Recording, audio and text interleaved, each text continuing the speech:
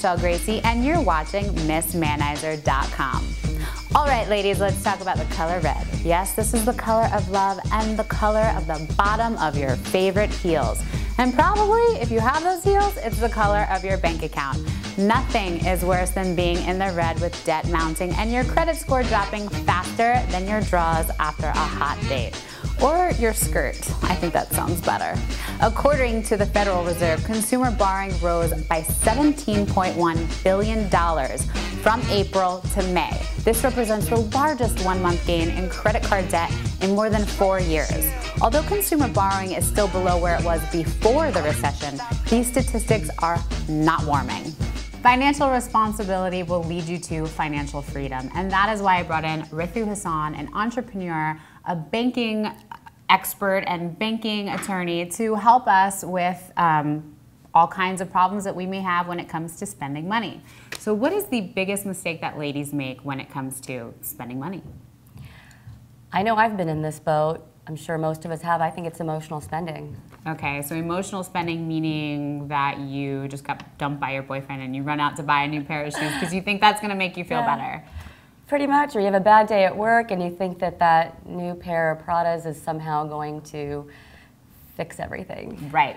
So don't run out there and spend a bunch of money just to feel better. You know, you have stuff in your closet that you can wear. Right. Emotional spending, buyer's remorse is a good sign of emotional spending. Absolutely. Right? Yes. Okay, so credit scores. How could I fix my credit score?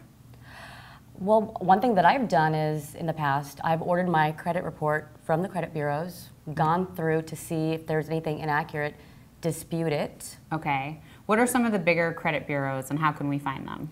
Equifax, Experian would be two big ones, TransUnion.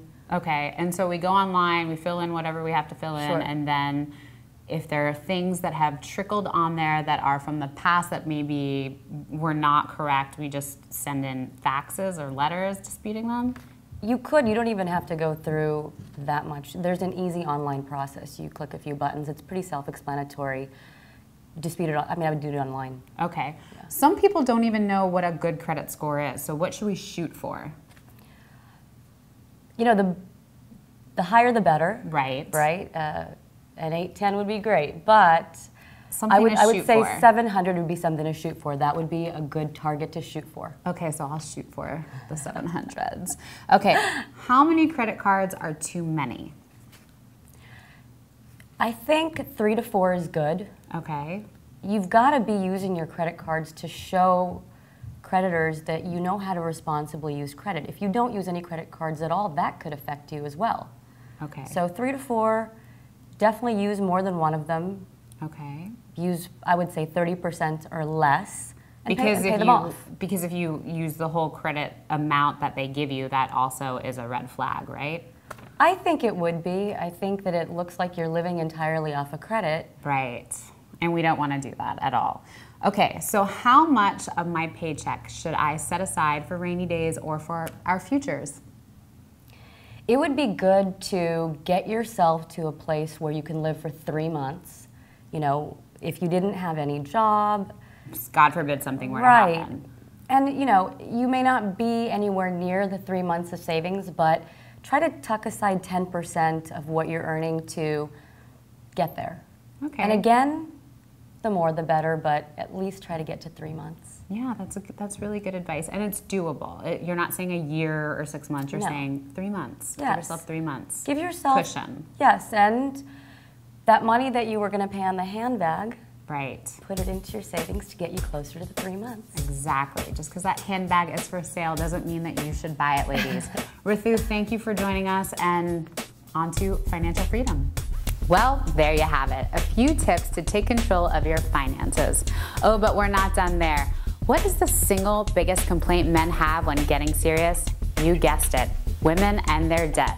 Believe it or not, this is a deal breaker for a lot of men. Guys don't care what your salary is as long as you don't have loads of debt. Most are completely understanding of student loans because who doesn't have those? But unnecessary debt from discretionary spending is a huge turnoff. Let's face it, we've all used the excuse that buying that really expensive purse makes complete sense because it's timeless. Oh, and yes, classic. So then why do we find ourselves buying a new one every 16 months? Because no matter how classic a bag may be, we're still gonna get tired of wearing it, ladies. So why spend that money on that stinking purse that's gonna be sitting in the back of our closet anyway? Use these tips and tricks to manage your finances.